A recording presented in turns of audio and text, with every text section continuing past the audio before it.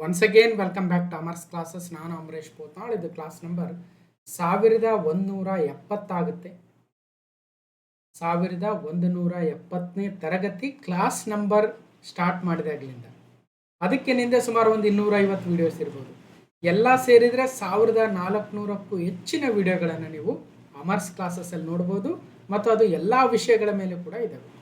ಅದು current affairs ಆಗಿರ್ಬೋದು, computer ಆಗಿರ್ಬೋದು, history, geography, polity, science and technology, ಅಥವಾ ಬಜೆಟ್, ಎಕನಾಮಿಕ್ ಸರ್ವೆ, ಹೀಗೆ ಹಲವಾರು ವಿಷಯಗಳ ಮೇಲೆ, PYQಗಳ ಮೇಲೆ ಸಾಕಷ್ಟು ಸಾವಿರಾರು ವಿಡಿಯೋಗಳನ್ನು ಮಾಡಿದ್ದೀವಿ. ನಿಮ್ಮ ಸ್ಪರ್ಧಾತ್ಮಕ ಪರೀಕ್ಷೆಗಳಿಗೆ ಸಾಕಷ್ಟು ಉಪಯೋಗ ಆಗ್ತಕ್ಕಂಥ ವಿಡಿಯೋಗಳಿದ್ದಾವೆ. ಯಾರಿಗೆ ಉಪಯೋಗ ಅನಿಸುತ್ತೆ ಅವರು ನೋಡಿ ನಿಮ್ಮ ಮುಂದಿನ ಪರೀಕ್ಷೆಗಳಿಗೆ ರೆಡಿಯಾಗಿ ಅಂತ ಹೇಳ್ತಾ, ಇವತ್ತಿನ ಈ ಒಂದು ವಿಶೇಷ ವಿಡಿಯೋ ನಿನ್ನೆ ಅಂದರೆ 4/7/2026 KEA ನಡೆಸಿದ KSS IDC BWSSB engineers group A and B exam ಏನಿದೆ, ಅದು HK ರೀಸನ್ ಎಕ್ಸಾಮ್ನ GK ಪೇಪರನ್ನು ಸಾಲ್ವ್ ಮಾಡ್ತಾ ಇದ್ದೀವಿ. ಇವತ್ತು 5ನೇ ತಾರೀಕು ಕೂಡ ಒಂದು ಎಕ್ಸಾಮ್ ನಡೆದಿದೆ, ಅದು ಕೂಡ ನಾನ್ HK GK ಪೇಪರು, ಅದನ್ನು ಕೂಡ ಸಾಲ್ವ್ ಮಾಡೋಣ. ಈಗ ನಿನ್ನೆಯ ಪರೀಕ್ಷೆಯ 31 ಕರೆಂಟ್ ಅಫೇರ್ಸ್ ಪ್ರಶ್ನೆಗಳ ಮೊದಲ ಒಂದು 15-16 ಕ್ವಶನ್ಸು ಕಳೆದ ವಿಡಿಯೋದಲ್ಲಿ ಮಾತಾಡಿದ್ವಿ ಬೆಳಿಗ್ಗೆ ಪಾರ್ಟ್ 1ನಲ್ಲಿ. ಈಗ ಉಳಿದಿರ್ತಕ್ಕಂಥ ಪ್ರಶ್ನೆಗಳನ್ನು ಈ ಪಾರ್ಟ್ 2ಅಲ್ಲಿ ನೋಡ್ತಾ ಹೋಗೋಣ. ಸೊ ಪಾರ್ಟ್ 1ನಲ್ಲಿ ಮೊದಲ 15-16 ಪ್ರಶ್ನೆಗಳನ್ನು ಸಾಲ್ವ್ ಮಾಡಿದ್ವಿ 1169 ಕ್ಲಾಸಲ್ಲಿ. ಈಗ 1170. ಸೊ ಕಂಪ್ಲೀಟ್ ಆಗಿ ಕರೆಂಟ್ ಅಫೇರ್ಸ್ ಕಂಪ್ಲೀಟ್ ಆದಂಗೆ ಆಗುತ್ತೆ. ಸೊ ಟೈಮ್ ಸಿಕ್ಕರೆ ನಾವು ಪಾಲಿಟಿ, ಜಿಯೋಗ್ರಫಿ, ಎನ್ವಿರಾನ್ಮೆಂಟ್, ಎಕನಾಮಿಕ್ಸ್, ಹೀಗೆ ಹಲವಾರು ವಿಷಯಗಳ ಸಬ್ಜೆಕ್ಟನ್ನು ಕೂಡ ಕವರ್ ಮಾಡಿಕೊಡ್ತಕ್ಕಂಥ ಪ್ರಯತ್ನ ಇದ್ದೇ ಇರುತ್ತೆ ಅಂತ ಹೇಳ್ತಾ, so 4/7/2026 KEA ನಡೆಸಿರ್ತಕ್ಕಂಥ KSS IDC BWSSB group A and B HK reason GK ಪ್ರಶ್ನೆ ಪತ್ರಿಕೆಯನ್ನು ಸಾಲ್ವ್ ಮಾಡ್ತಾ ಇದ್ದೀವಿ. ನಾನು ಅಮರೇಶ್ ಪೋತ್ನಾಳ್. ಅಮರ್ಸ್ ಕ್ಲಾಸಸ್ ಅಂತಕ್ಕಂಥ ಯೂಟ್ಯೂಬ್ ಚಾನಲ್ ಇದೆ, ಜೊತೆಗೆ ಅಮರ್ಸ್ ಕ್ಲಾಸಸ್ ಅಂತಕ್ಕಂಥ ಟೆಲಿಗ್ರಾಮ್ ಚಾನಲ್ ಕೂಡ ಇದೆ. ಭಾಳ ಜನಕ್ಕೆ ಗೊತ್ತಿರಲ್ಲ, ಈಗ ನೋಟಿಫಿಕೇಶನ್ ಆಗ್ತಾ ಇದೆ ಅಂದ್ಬಿಟ್ಟು ಸಾಕಷ್ಟು ಜನ ಈ ಒಂದು ಸ್ಪರ್ಧಾತ್ಮಕ ಪರೀಕ್ಷಾ ಜಗತ್ತಿಗೆ ಬರ್ತಾ ಇರ್ತೀರ. ಇಲ್ಲಿ ಯಾವ ಪುಸ್ತಕ ಓದಬೇಕು, ಯಾವ PYQಗಳನ್ನ ಸಾಲ್ವ್ ಮಾಡಬೇಕು, ಯಾವ ಮೆಂಟರ್ನ ಫಾಲೋ ಮಾಡಬೇಕನ್ನೋದೇ ಇಲ್ಲಿ ಪ್ರಮುಖ ಅಂಶ. ಓದೋದು ಆಮೇಲೆ, ಯಾಕಂದರೆ ಇವತ್ತು ಇನ್ಫಾರ್ಮೇಷನ್ನ ಈ ಒಂದು ಸಾಗರದಲ್ಲಿ ಕಳೆದು ಹೋಗ್ಬಿಡ್ತೀವಿ. ಆ ಕಳೆದು ಹೋಗಬಾರ್ದು ಅಂದರೆ ಅದರಿಂದ ಹೊರಗೆ ಬರ್ತಕ್ಕಂಥ ಜಾಣ್ಮೆ ನಮ್ಮಲ್ಲಿರಬೇಕು. ಸೊ ನೋಡಿ, ಸಾಕಷ್ಟು ವಿಡಿಯೋಗಳಿದ್ದಾವೆ. ಸೊ ನಿಮಗೆ ಲೈಕ್ ಆದರೆ ಕಂಟಿನ್ಯೂ ಮಾಡಿ ಅಂತ ಹೇಳ್ತಾ, ಒಂದಷ್ಟು ಕಿರುಪರಿಚಯ. ಯಾಕೆ ಕಿರುಪರಿಚಯ ಇಂಪಾರ್ಟೆಂಟ್ ಅಂದರೆ, ನಾವು ಒಬ್ಬರನ್ನ ಫಾಲೋ ಮಾಡ್ತಾ ಇದ್ದೀವಿ ಅಂದರೆ, ಅದರಲ್ಲೂ ಎಜುಕೇಷನ್ ಫೀಲ್ಡಲ್ಲಿ ಫಾಲೋ ಮಾಡ್ತಾ ಇದ್ದೀವಿ ಅಂದರೆ ಅವರ ಕ್ರೆಡಿಬಿಲಿಟಿ ಕೂಡ ವೆರಿ ಇಂಪಾರ್ಟೆಂಟ್ ಆಗುತ್ತೆ. ಅವರ ಬ್ಯಾಕ್ಗ್ರೌಂಡು, ಅವ್ರು ಓದಿರ್ತಕ್ಕಂಥ, ಅವರು ಪರೀಕ್ಷೆಗಳನ್ನು ಪಾಸ್ ಮಾಡಿರ್ತಕ್ಕಂಥದ್ದು, ಅವರ ಕನ್ಸಿಸ್ಟೆನ್ಸಿ, ಇವೆಲ್ಲವೂ ಕೂಡ ಪ್ರಮುಖವಾಗ್ತವೆ. ಸೊ ಹಾಗಾಗಿ ಸರಿಯಾದ ಮೆಂಟರ್ನ ಹುಡುಕೊಳ್ಳೋದೇ ಪ್ರಮುಖವಾಗಿರ್ತಕ್ಕಂಥ ಅಂಶ ಅಂತ ಹೇಳ್ತಾ, ಸೊ ಯಾರಿಗೆ ಫಸ್ಟ್ ಟೈಮ್ ಬಂದಿದ್ದೀರೋ ಅವರು ಈ ಒಂದು ಕಿರುಪರಿಚಯವನ್ನು ನೋಡಿ ಒಂದು ಕಾನ್ಫಿಡೆನ್ಸನ್ನು ಬಿಲ್ಡ್ ಮಾಡ್ಕೊಡಿ. ಬರೀ ಕಾನ್ಫಿಡೆನ್ಸ್ ಬಿಲ್ಡ್ ಆದರೆ ಸಾಧ್ಯ, ಏನು ಉಪಯೋಗ ಇಲ್ಲ. ಕಾನ್ಫಿಡೆನ್ಸ್ ಬಿಲ್ಡ್ ಆದ ನಂತರ ಕ್ಲಾಸ್ಗಳನ್ನು ಕೇಳಬೇಕು. ಕ್ಲಾಸ್ಗಳಲ್ಲಿ ಆ ಕಾನ್ಫಿಡೆನ್ಸ್ ನೆಕ್ಸ್ಟು ಮತ್ತಷ್ಟು ನಿಮ್ಮ ಕಾನ್ಫಿಡೆನ್ಸ್ ಬೆಳೀತಾ ಹೋಗಬೇಕು, ಆಗ ಮಾತ್ರ ಉಪಯೋಗ ಆಗುತ್ತೆ. ಸೊ ಇಷ್ಟು ಹೇಳ್ತಾ, ಈ ಎಕ್ಸಾಮ್ 4/7/2026 HK ರೀಸನ್ ಎಕ್ಸಾಮ್ ನಡೆದಿತ್ತು, GK ಪೇಪರು. ಇವತ್ತು 5/7/2026 ನಾನ್ HK ರೀಸನ್ ಎಕ್ಸಾಮ್ ಪೇಪರ್ ಕೂಡ ಬಂದಿದೆ. ಸೊ ಇಲ್ಲಿ ಟ್ರೆಂಡ್ ಅನಾಲಿಸಿಸ್ ಕೂಡ ಇದೆ. ಟೆಲಿಗ್ರಾಮ್ ಚಾನಲಲ್ಲಿ ಇಲ್ಲೇನು ಅಮರ್ಸ್ ಕ್ಲಾಸಸ್ ಅಂತ ಇದೆ, ಸರ್ಚ್ ಮಾಡಿ ಅಮರ್ಸ್ ಕ್ಲಾಸಸ್ ಅಂತ, ಅಥವಾ ಅದರ ಲಿಂಕನ್ನು ಡಿಸ್ಕ್ರಿಪ್ಷನ್ ಬಾಕ್ಸಲ್ಲಿ ಕೊಟ್ಟಿದ್ದೀನಿ ಕೆಳಗಡೆ. ಸೊ ಜಾಯ್ನ್ ಆಗಿ, ಆ ಜಾಯ್ನ್ ಆದ ನಂತರ ಅಲ್ಲಿ ಒಂದಷ್ಟು ಮಾಹಿತಿಯನ್ನು ಆಗ್ತಾ ಹೋಗಿರುತ್ತೆ, ನೋಡಿರ್ಬೋದು. ಓಕೆ, ಇಲ್ಲಿ ಹಿಸ್ಟ್ರಿಯಲ್ಲಿ 18 ಪ್ರಶ್ನೆ ಇದ್ದರೆ ನಿನ್ನೆಯ ಪೇಪರಲ್ಲಿ, ಇವತ್ತು 16 ಪ್ರಶ್ನೆಗಳಿತ್ತು. ನಿನ್ನೆ ಜಿಯೋಗ್ರಫಿ 6 ಇದ್ದರೆ ಇವತ್ತು 9 ಇತ್ತು. ನಿನ್ನೆ ಪಾಲಿಟಿ 8 ಇದ್ದರೆ ಇವತ್ತು 8 ಇದೆ. ನಿನ್ನೆ ಎಕನಾಮಿಕ್ಸ್ 3 ಇದ್ದರೆ ಇವತ್ತು 4 ಇದೆ. ಕರೆಂಟ್ ಅಫೇರ್ಸ್ ನಿನ್ನೆ 31 ಇದ್ದರೆ ಇವತ್ತು 28 ಇದ್ದಾವೆ.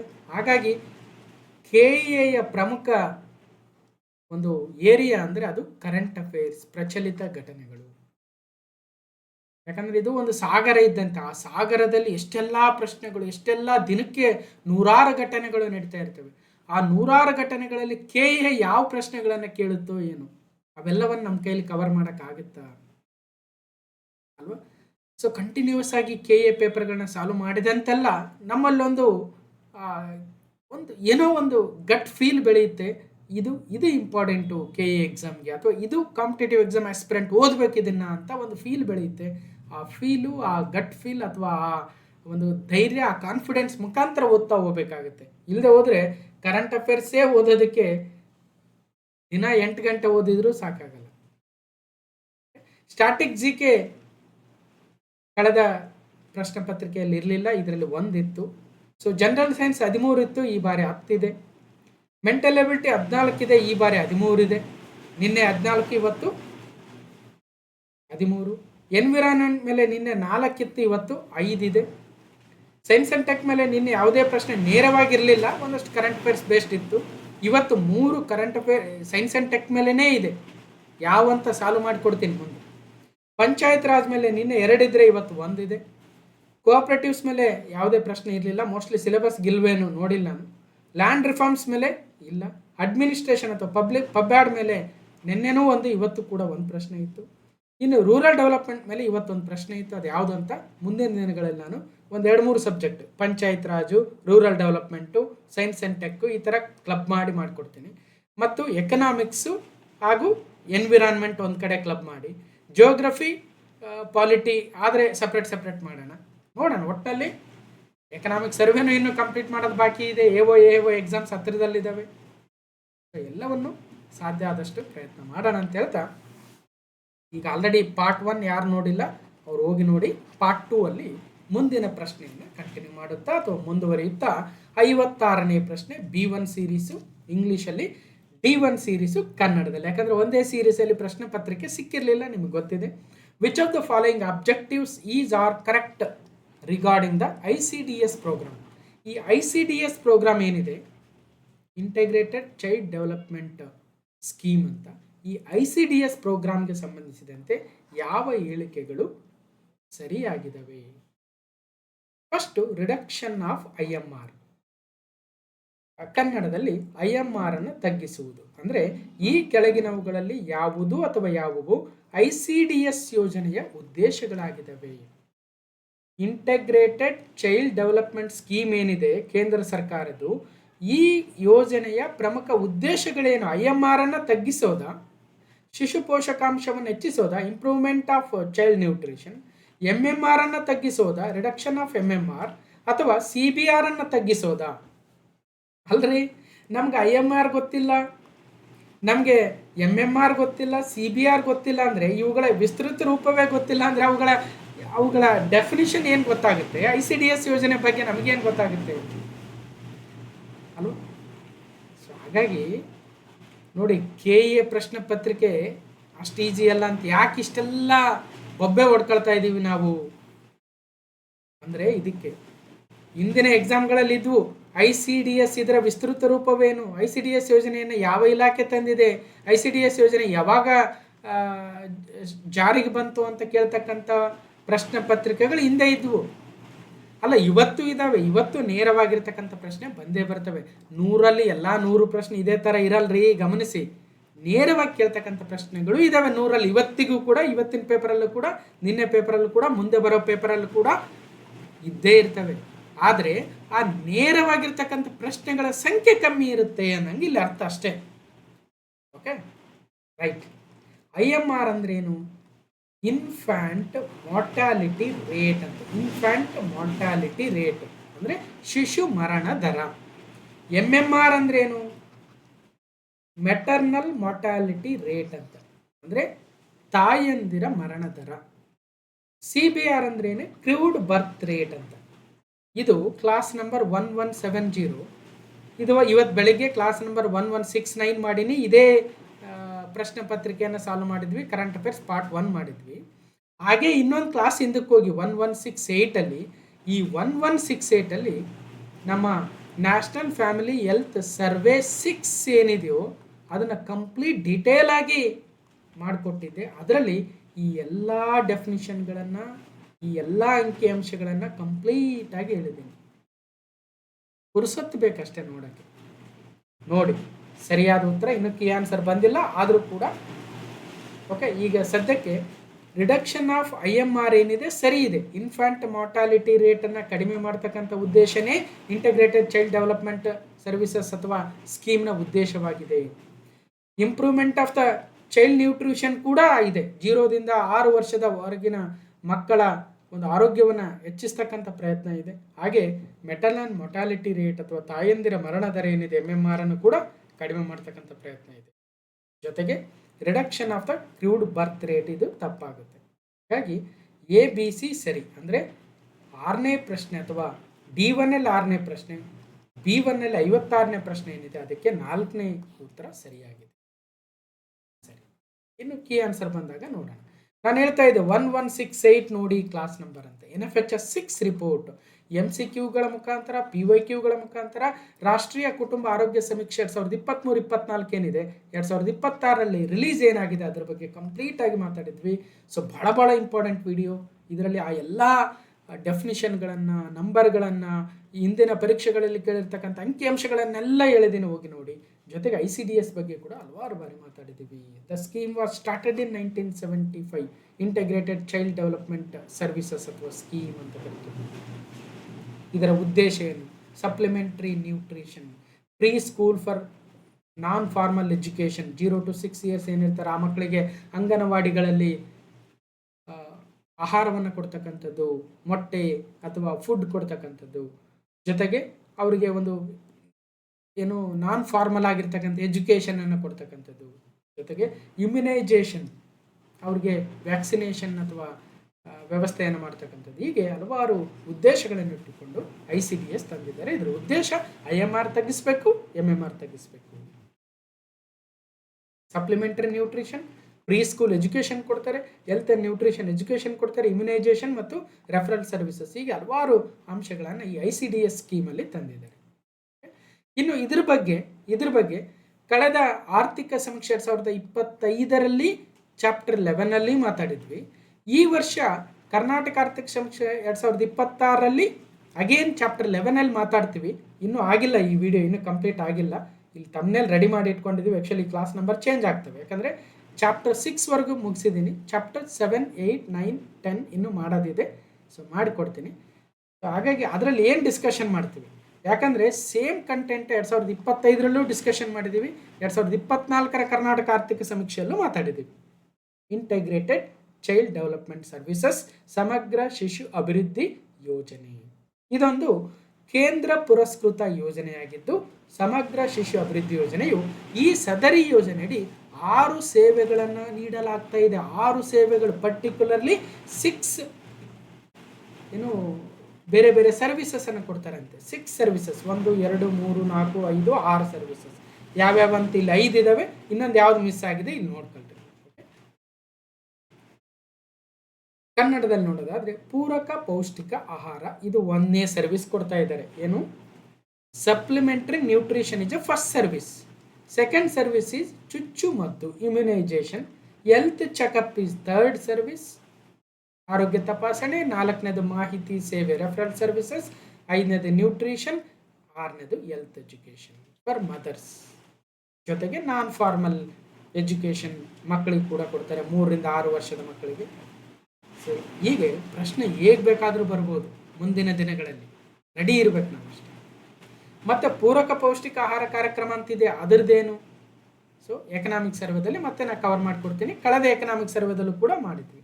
ಜೊತೆಗೆ ಸಿವಿಲ್ PC ಎಕ್ಸಾಮ್ 2023ರಲ್ಲಿ ಈ ವಯಸ್ಸಿನ ಮಕ್ಕಳ ಪೌಷ್ಟಿಕಾಂಶ ಮತ್ತು ಆರೋಗ್ಯ ಸ್ಥಿತಿಯನ್ನು ಸುಧಾರಿಸುವುದು ಸಮಗ್ರ ಮಕ್ಕಳ ಅಭಿವೃದ್ಧಿ ಸೇವೆಗಳ ಯೋಜನೆಯ ಉದ್ದೇಶಗಳಲ್ಲಿ ಒಂದಾಗಿದೆ. One of the objectives of integrated child development services scheme ICDS is to improve the nutritional and health status of children aged ಅಂತ ಕೇಳಿದ್ದಾರೆ ಸಿವಿಲ್ PC ಎಕ್ಸಾಮಲ್ಲಿ. ಈಗ ICDS ಸ್ಕೀಮ್ ಇದೆಯಲ್ರಿ, ಅದರ ಉದ್ದೇಶ ಏನು? 0ದಿಂದ 10 ವರ್ಷದ ಮಕ್ಕಳ ಆರೋಗ್ಯ ನ್ಯೂಟ್ರಿಷನ್ ಜಾಸ್ತಿ ಮಾಡೋದಾ? 0ದಿಂದ 6, 0ದಿಂದ 4, 0ದಿಂದ 8 ಅಂದರೆ ಸೊ 0ಯಿಂದ 6 ವರ್ಷದ ಮಕ್ಕಳ ನ್ಯೂಟ್ರಿಷನಲ್ ವ್ಯಾಲ್ಯೂ ಮತ್ತು ಹೆಲ್ತ್ ಸ್ಟಾಟಸನ್ನು ಇಂಪ್ರೂವ್ ಮಾಡೋದಕ್ಕೆ ತಂದಿರತಕ್ಕಂಥ ಪ್ರೋಗ್ರಾಮೇ ICDS ಆಗುತ್ತೆ. ಸಿವಿಲ್ PC ಎಕ್ಸಾಮಲ್ಲೂ ಕೇಳಿದ್ದಾರೆ ಹಿಂದ್ಗಡೆ.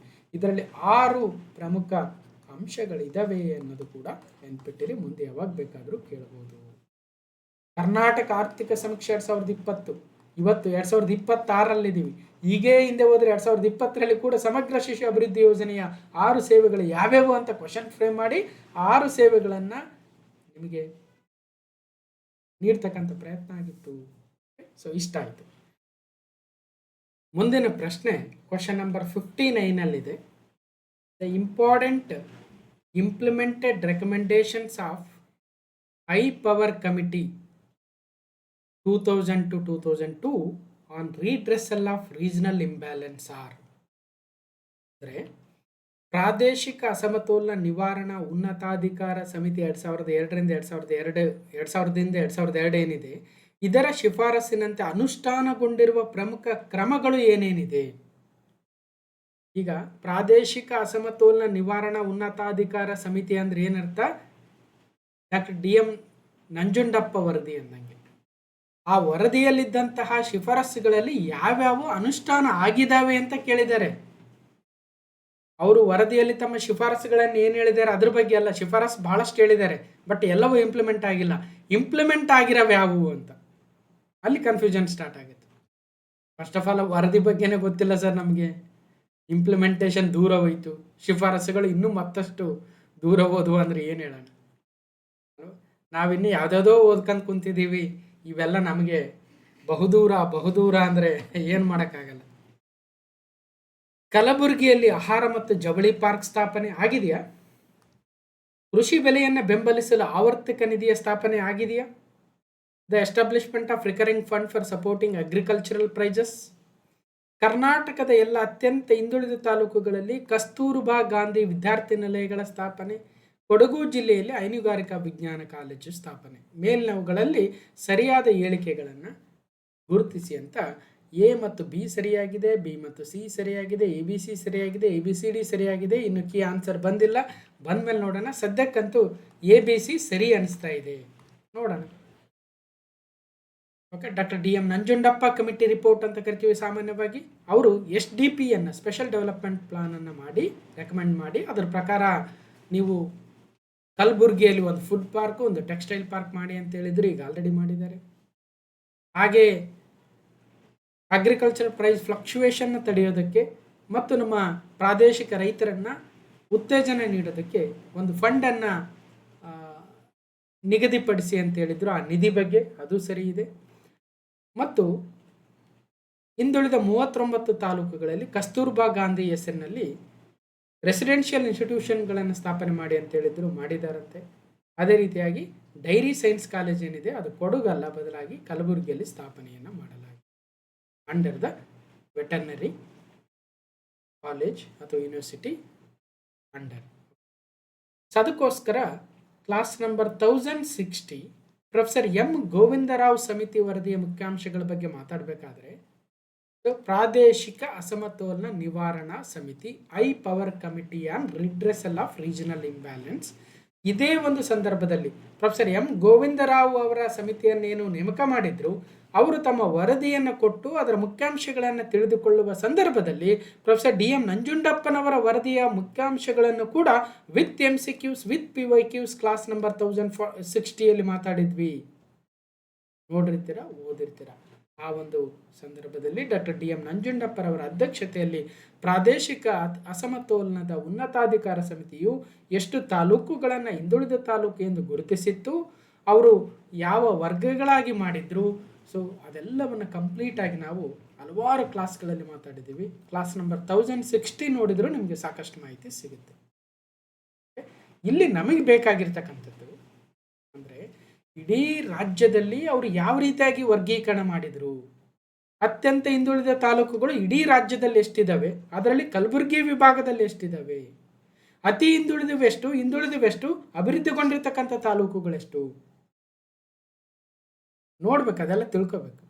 ಇಲ್ಲಿ ಪ್ರಸ್ತುತ ಏನಂದರೆ ಉನ್ನತಾಧಿಕಾರ ಸಮಿತಿಯಿಂದ ಶಿಫಾರಸಿನಂತೆ ಅನುಷ್ಠಾನಗೊಂಡಿರುವ ಪ್ರಮುಖ ಕಾರ್ಯಗಳು ಯಾವ್ಯಾವು ಅಂತಂದರೆ, ಈಗ ಆಲ್ರೆಡಿ ಕಲಬುರಗಿಯಲ್ಲಿ ಕೇಂದ್ರೀಯ ವಿಶ್ವವಿದ್ಯಾಲಯದ ಸ್ಥಾಪನೆ ಆಗಿದೆ, CUK. ಧಾರವಾಡ ಮತ್ತು ಕಲಬುರಗಿಗಳಲ್ಲಿ ಉಚ್ಚ ನ್ಯಾಯಾಲಯಗಳ ಪೀಠಗಳ ಸ್ಥಾಪನೆ ಕೂಡ ಮಾಡಲಾಗಿದೆ. ವಿಜಯಪುರದಲ್ಲಿ ಮಹಿಳಾ ವಿಶ್ವವಿದ್ಯಾಲಯ ಸ್ಥಾಪನೆ ಆಗಿದೆ. ಕಲಬುರಗಿ ಮತ್ತು ಹುಬ್ಬಳ್ಳಿಯಲ್ಲಿ ಮಾಹಿತಿ ತಂತ್ರಜ್ಞಾನ ಪಾರ್ಕ್ಗಳನ್ನು ಸ್ಥಾಪನೆ ಮಾಡಲಾಗಿದೆ. ಮತ್ತು ಪ್ರಶ್ನೆಯಲ್ಲಿ ಕೇಳಿರುವಂತೆ ಕಲಬುರಗಿಯಲ್ಲಿ ಫುಡ್ ಪಾರ್ಕು, ಕಲಬುರಗಿಯಲ್ಲಿ ಜವಳಿ ಪಾರ್ಕ್ ಇವೆರಡು ಹೇಳಿಕೆಗಳಾಗಿ ಬಂದಿದೆ. ಮುಂದೆ ಇನ್ಯಾವೋ ಬರ್ಬೋದು. ಒಂದು ಸಲ KA ಒಂದು ಟಾಪಿಕ್ ಮೇಲೆ ಪ್ರಶ್ನೆ ಕೇಳಕ್ಕೆ ಸ್ಟಾರ್ಟ್ ಮಾಡಿದ್ದಾರೆ ಅಂದರೆ ಅದು 4-5 ಎಕ್ಸಾಮ್ಗಳಲ್ಲಿ ರಿಪೀಟ್ ಆಗುತ್ತೆ. ಟಾಪಿಕ್ ರಿಪೀಟ್ ಆಗುತ್ತೆ, ಕ್ವಶನ್ ರಿಪೀಟ್ ಆಗಲ್ಲ. ಅರ್ಥ ಮಾಡ್ಕೊಳ್ಳಿ. ಟಾಪಿಕ್ ರಿಪೀಟ್ ಆಗುತ್ತೆ ಅಂದ್ರೆ ಏನರ್ಥ, ಈ ನಂಜುಂಡಪ್ಪ ವರದಿ ಗೋವಿಂದರಾವ್ ಸಮಿತಿ ಬಗ್ಗೆ ರಿಪೀಟ್ ಆಗ್ತಾವನ್ನಂಗೆ ಅರ್ಥ. ಪ್ರಶ್ನೆ ಏನು ಬರ್ಬೋದು, ಹೇಳಿಕೆ ಏನು ಬರ್ಬೋದು ಗೊತ್ತಿಲ್ಲ. ಅರ್ಥ ಮಾಡ್ಕೊಳ್ರಿ.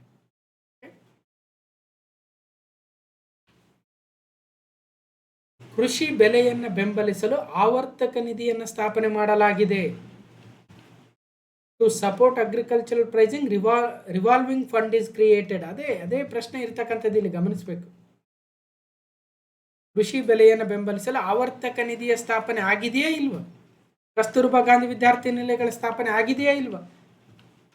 ಎಲ್ಲ 39 ಅತ್ಯಂತ ಹಿಂದುಳಿದ ತಾಲೂಕುಗಳಲ್ಲಿ ಕರ್ನಾಟಕ ಕಸ್ತೂರ್ಬಾ ಗಾಂಧಿ ವಿದ್ಯಾರ್ಥಿ ನಿಲಯಗಳನ್ನು ಸ್ಥಾಪಿಸಲಾಗಿದೆ ಅಂತ ಎಕನಾಮಿಕ್ ಸರ್ವೆದಲ್ಲೇ ಕೊಟ್ಟಿದ್ದಾರೆ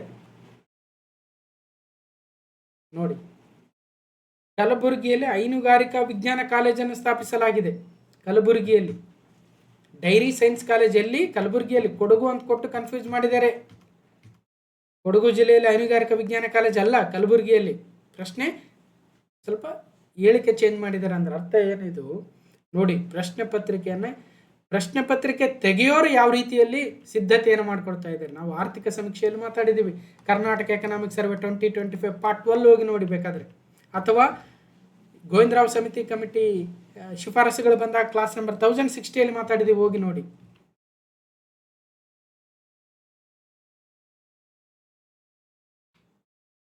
ಓಕೆ, ಈ ಕರೆಂಟ್ ಅಫೇರ್ಸ್ದು PDF ಕೊಡ್ತೀನಿ, ಕರೆಂಟ್ ಅಫೇರ್ಸ್ದು ನೋಡ್ಕೊಳ್ಳಿ.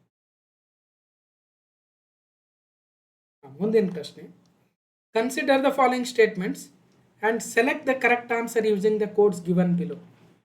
ಈ ಕೆಳಗಿನ ಹೇಳಿಕೆಗಳನ್ನು ಪರಿಗಣಿಸಿ ಕೆಳಗೆ ನೀಡಿರುವ ಸಂಕೇತಗಳನ್ನು ಬಳಸಿ ಸರಿಯಾದ ಉತ್ತರವನ್ನು ಆರಿಸಿ. ಹಾಗಾದರೆ ಹೇಳಿಕೆ 1 ಏನಿದೆ, ಹೇಳಿಕೆ 2 ಏನಿದೆ ಮತ್ತು ಸಂಕೇತಗಳೇನಿದ್ದಾವೆ, ಹೇಳಿಕೆ 1 ಸರಿಯಾಗಿದೆ, ಹೇಳಿಕೆ 2 ಸರಿಯಾಗಿಲ್ಲ, ಹೇಳಿಕೆ 2 ಸರಿಯಾಗಿದೆ, ಹೇಳಿಕೆ 1 ಸರಿಯಾಗಿಲ್ಲ, ಈ ರೀತಿಯಾಗಿ ಕನ್ಫ್ಯೂಸ್ ಮಾಡಿದ್ದಾರೆ. ಹಾಗಾದರೆ ಮೊದಲ ಹೇಳಿಕೆ ಏನಿದೆ ನೋಡೋಣ. HDI ಹ್ಯೂಮನ್ ಡೆವಲಪ್ಮೆಂಟ್ ಇಂಡೆಕ್ಸ್ನ ಸೂಚ್ಯಾಂಕದ ಮೌಲ್ಯವು 0ರಿಂದ 100ರ ನಡುವೆ ಬದಲಾಗುತ್ತದೆ ಅಂತ ಕೊಟ್ಟಿದ್ದಾರೆ. ಸರಿನಾ ತಪ್ಪ ಗೊತ್ತಿಲ್ಲ. ಹೇಳಿಕೆ 1 ಸರಿನಾ ತಪ್ಪ ನೋಡೋಣ. HDIನ ಮೌಲ್ಯ ಮತ್ತು ಸ್ಥಾನಗಳ ಆಧಾರದಲ್ಲಿ ದೇಶಗಳನ್ನು 4 ವರ್ಗಗಳಲ್ಲಿ ವರ್ಗೀಕರಿಸಲಾಗಿದೆ. Countries are grouped into 4 categories depending on the value and ranking of HDI. ನಮಗೆ HDIಯೇ ಗೊತ್ತಿಲ್ಲ ಸರ್, ಕೇಳೇ ಇಲ್ಲ. ಅವು ಸುಮ್ಮನೆ ಕೇಳಿದೀವಿ ಅಷ್ಟೇ. ಭಾರತದ HDI ರ್ಯಾಂಕಿಂಗ್ 130 ಇದೆ. UNDP ಅವರು ಇದನ್ನು ರಿಲೀಸ್ ಮಾಡ್ತಾರೆ. ಇತ್ತೀಚೆಗೆ 2025ರಲ್ಲಿ ಬಂದಿತ್ತು ಅಂತ ತಿಳ್ಕೊಂಡ್ರು ಸಾಕಾಗಲ್ಲ, ಸ್ವಲ್ಪ ಡೀಪಾಗಿ ತಿಳ್ಕೊಬೇಕು KA ಎಕ್ಸಾಮ್ ಅಟೆಂಡ್ ಮಾಡ್ತಕ್ಕಂಥವ್ರು ಅಂತ ಹೇಳ್ತಾ, ಸರಿಯಾದ ಉತ್ತರ ಹೇಳಿಕೆ 2 ಏನೋ ಸರಿಯಾಗಿದೆ. ಈ HDIನ ಮೌಲ್ಯ ಏನಿದೆ, ಇದರ ಆಧಾರದ ಮೇಲೆ ದೇಶಗಳನ್ನು 4 ವರ್ಗಗಳಾಗಿ ವಿಭಜನೆಯನ್ನು ಮಾಡ್ತಾ ಹೋಗ್ತಾರೆ. 4 ವರ್ಗಗಳು ಹೌದು. ಆದರೆ HDIನ ಸೂಚ್ಯಾಂಕದ ಮೌಲ್ಯ 0ದಿಂದ 100ವರೆಗೆ ಇರಲ್ಲ, 0ದಿಂದ 1ರವರೆಗೆ ಇರುತ್ತೆ ಅಷ್ಟೇ. 0ದಿಂದ 1ರವರೆಗೂ ಹೇಗೆ ನೋಡ. ಇದ್ರ ಬಗ್ಗೆ ತಿಳ್ಕೊಬೇಕಂದ್ರೆ ನಾವು ಕ್ಲಾಸ್ ನಂಬರ್ 7, 8, 9 ಕಡೆ ಹೋಗ್ಬೇಕಾಗುತ್ತೆ.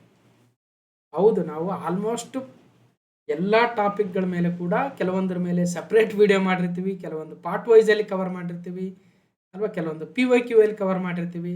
ಸತತ ಪ್ರಯತ್ನ, ಸತತ ಶ್ರಮ ಇದ್ದರೆ ಇಷ್ಟೆಲ್ಲ ಸಕ್ಸಸ್ ಆಗಕ್ಕೆ ಸಾಧ್ಯ ಆಗುತ್ತೆ. ನಮ್ಮ ವಿಡಿಯೋ ನೋಡಿರ್ತಕ್ಕಂಥ ವಿದ್ಯಾರ್ಥಿಗಳಿಗೆ ಎಷ್ಟೆಲ್ಲ ಅನುಕೂಲ ಆದಷ್ಟು ನಾವು ಪಾಠ ಮಾಡಿದ್ದಕ್ಕೆ ಸಾರ್ಥಕ ಅನಿಸುತ್ತೆ. ನಮ್ಮ ಶ್ರಮ, ನಮ್ಮ ಪ್ರಯತ್ನಕ್ಕೆ ಸಾರ್ಥಕತೆ ಸಿಗುತ್ತೆ. ಒಟ್ಟಿನಲ್ಲಿ ಬಂದಿರತಕ್ಕಂಥ ಪ್ರಶ್ನೆಗಳಲ್ಲಿ ಮ್ಯಾಕ್ಸಿಮಮ್ ಪ್ರಶ್ನೆಗಳಿಗೆ ನಾವು ಒಂದಷ್ಟು ಅನುಕೂಲ ಮಾಡಿಕೊಟ್ಟಿರಬೇಕು. So class number 7, 8, 9 United Nations development programme UNDP HDI ಮಾನವ ಅಭಿವೃದ್ಧಿ ಸೂಚ್ಯಾಂಕ ಅಥವಾ ಹ್ಯೂಮನ್ ಡೆವಲಪ್ಮೆಂಟ್ ಇಂಡೆಕ್ಸ್ 2025 ಭಾರತ 130ನೇ ಸ್ಥಾನವನ್ನು ಪಡೆದಿತ್ತು. ಆಗ ನಾವು ಸಪ್ರೇಟ್ ವಿಡಿಯೋದಲ್ಲಿ ಮಾತಾಡಿದ್ವಿ MCQಗಳ ಮುಖಾಂತರ. ಅದರಲ್ಲಿ ಒಂದು ಪಾಯಿಂಟ್ ಆಫ್ ಅಲ್ಲಿ ಮಾನವ ಅಭಿವೃದ್ಧಿ ವರ್ಗೀಕರಣವನ್ನು ಹ್ಯೂಮನ್ ಡೆವಲಪ್ಮೆಂಟ್ ಕ್ಲಾಸಿಫಿಕೇಶನ್ನ 4 ವರ್ಗಗಳಾಗಿ ಮಾಡ್ತಾರೆ. ವೆರಿ ಹೈ ಹ್ಯೂಮನ್ ಡೆವಲಪ್ಮೆಂಟ್, ಅತ್ಯಂತ ಉನ್ನತ ಮಾನವ ಅಭಿವೃದ್ಧಿ, ಇದು 0.8ರಿಂದ 1 ಅಂದರೆ 0.8ರಿಂದ 1ರವರೆಗೆ ಅಂಕಗಳನ್ನು ಗಳಿಸಿರ್ತಕ್ಕಂಥ ದೇಶಗಳನ್ನು ಈ ಅತ್ಯಂತ ಉನ್ನತ ಮಾನವ ಅಭಿವೃದ್ಧಿ ಕ್ಯಾಟಗರಿಯಲ್ಲಿ ವರ್ಗೀಕರಣ ಮಾಡ್ತಾರೆ. ಅದೇ ರೀತಿಯಾಗಿ 2ನೇ ಕ್ಯಾಟಗರಿ ಆಗಿರ್ತಕ್ಕಂಥ ಉನ್ನತ ಮಾನವ ಅಭಿವೃದ್ಧಿ ಅಂದರೆ 0.799ಗಿಂತಲೂ ಅಂದರೆ 0.8ಗಿಂತಲೂ ಕೆಳಗೆ, 0.7ಗಿಂತಲೂ ಮೇಲೆ ಹೈ ಹ್ಯೂಮನ್ ಡೆವಲಪ್ಮೆಂಟ್, 3ನೇದು ಮೀಡಿಯಂ ಹ್ಯೂಮನ್ ಡೆವಲಪ್ಮೆಂಟ್, 4ನೇದು ಲೋ ಹ್ಯೂಮನ್ ಡೆವಲಪ್ಮೆಂಟ್. ಒಟ್ಟಾರೆಯಾಗಿ 4 ಕ್ಯಾಟಗರಿ ಇದ್ದಾವೆ ಅನ್ನೋದು ಗೊತ್ತಾಯಿತು. ಮತ್ತು ದೇಶಗಳನ್ನು ಈ 4 ಕ್ಯಾಟಗರಿಯಲ್ಲಿ ಡಿವೈಡ್ ಮಾಡ್ತಾರೆ ಮತ್ತು ಆ ಒಂದು ಮಾರ್ಕ್ಸ್ ಅಥವಾ ಅಂಕಗಳು ಅಥವಾ ಸೂಚ್ಯಂಕದ ಮೌಲ್ಯ 0ದಿಂದ 1ಕ್ಕೆ ನಿಗದಿಪಡಿಸಲಾಗಿರುತ್ತೆ. 0ದಿಂದ 100 ಅಲ್ಲ, ಗಮನಿಸಬೇಕು. ಮತ್ತು ಮೌಲ್ಯ ಸ್ಥಾನಗಳ ಆಧಾರದಲ್ಲಿ ದೇಶಗಳನ್ನು 4 ವರ್ಗಗಳಲ್ಲಿ ಡಿವೈಡ್ ಮಾಡಲಾಗುತ್ತೆ. ಆ 4 ವರ್ಗಗಳೇನು, ಅವುಗಳನ್ನು ಯಾವ್ಯಾವ ಮಾರ್ಕ್ಸ್ ಬಂದರೆ ಎಲ್ಲಿ ಸೇರಿಸ್ತಾರೆ ಅನ್ನೋದು. ಈಗ ಹೆಂಗೆ ನಾವು distinction, first class, second class, third class, just pass ಅಂತೀವಲ್ಲ ಹಾಗೆ. ಜೊತೆಗೆ ಕ್ಲಾಸ್ ನಂಬರ್ 1022 ಅಲ್ಲಿ ಡಿಸ್ಕಷನ್ ಮಾಡಿದಂತೆ KPSC ಎಕ್ಸಾಮ್ ಪಶು ವೈದ್ಯಾಧಿಕಾರಿ ವೆಟರ್ನರಿ ಆಫೀಸರ್ ಇದೇ 2026ರ ಜನವರಿ 9ರಂದು ನಡೆದಿತ್ತು. ಅದರಲ್ಲೂ ಕೂಡ ಹ್ಯೂಮನ್ ಡೆವಲಪ್ಮೆಂಟ್ ಬಗ್ಗೆ ಒಂದು ಪ್ರಶ್ನೆ ಇತ್ತು. ಈ ಹ್ಯೂಮನ್ ಡೆವಲಪ್ಮೆಂಟ್ ಬಗ್ಗೆ ಏನಿತ್ತು, ಹ್ಯೂಮನ್ ಡೆವಲಪ್ಮೆಂಟಲ್ಲಿ ಯಾವ ಪರಿಮಾಣವನ್ನು ಬಳಸ್ತಾರೆ ಅಂತ. So human development index is A summary of human development conceptualized in 1990. However, since 2010, the method for estimating the scores for the 3 HDI dimension indices aggregated into composite index are changed and employing using the geometric mean ಅಂತ. ಇನ್ನೂ confusion ಆದರೆ ನಾವು ಈ ಲೆವೆಲ್ಗೆ ಇಲ್ಲ ಅಂತಂದರೆ ಒಂದು ಸಲ ನೀವು ಕ್ಲಾಸ್ ನಂಬರ್ 789 ನೋಡಿಬಿಡಿ. ನಿಮಗೆ ಜಿಯೋಮೆಟ್ರಿಕ್ ಮೀನ್ ಅಂದ್ರೇನು ಅಥವಾ ಅರ್ಥಮೆಟಿಕ್ ಮೀನನ್ನು ಯಾವಾಗ ಬಳಸ್ತಾ ಇದ್ರು, 1990ರಲ್ಲಿ ಹ್ಯೂಮನ್ ಡೆವಲಪ್ಮೆಂಟ್ ಇಂಡೆಕ್ಸನ್ನು ಯಾರು ಪ್ರಪೋಸ್ ಮಾಡಿದರು, 2010ರಲ್ಲಿ ಏನು ಬದಲಾವಣೆ ಆಯಿತು, ಮತ್ತು ಈ ಒಂದು ಹ್ಯೂಮನ್ ಡೆವಲಪ್ಮೆಂಟ್ ಇಂಡೆಕ್ಸಲ್ಲಿ ಇರ್ತಕ್ಕಂಥ ವಿವಿಧ ಇಂಡಿಕೇಟರ್ಸ್ ಯಾವುವು, ಇಂಡೆಕ್ಸಸ್ ಯಾವುವು, ಎಲ್ಲವನ್ನು ಮಾತಾಡಿದ್ದೀವಿ. ಎಲ್ಲವನ್ನು ಡೀಟೇಲಾಗಿ ಎಕ್ಸ್ಪ್ಲೇನ್ ಮಾಡಿದ್ದೀನಿ ಕ್ಲಾಸ್ ನಂಬರ್ 789ನಲ್ಲಿ. ಸೂಚ್ಯಾಂಕಗಳು ಯಾವ್ಯಾವು, 3 ಸೂಚ್ಯಾಂಕಗಳು, 4 ಇಂಡಿಕೇಟರ್ಗಳು, 3 ಡೈಮೆನ್ಷನ್ಗಳು ಅಥವಾ 3 ಆಯಾಮಗಳು ಮತ್ತು ಅವುಗಳ ಜಿಯೋಮೆಟ್ರಿಕ್ ಮೀನ್ ಇದೆ. ಜಿಯೋಮೆಟ್ರಿಕ್ ಮೀನ್ ಅಂದ್ರೇನು, ಅರ್ಥಮೆಟಿಕ್ ಮೀನ್ ಅಂದ್ರೇನು, ಯಾವಾಗಿತ್ತದು, ಸೊ ನೋಡಿ ಹೋಗಿ. ಓಕೆ,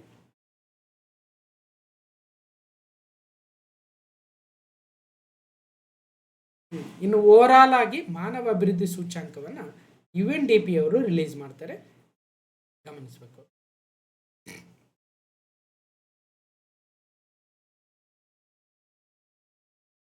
ಮುಂದಿನ ಪ್ರಶ್ನೆ ಕ್ವಶನ್ ನಂಬರ್ 62 ಇದೆ B1 ಸೀರೀಸಲ್ಲಿ.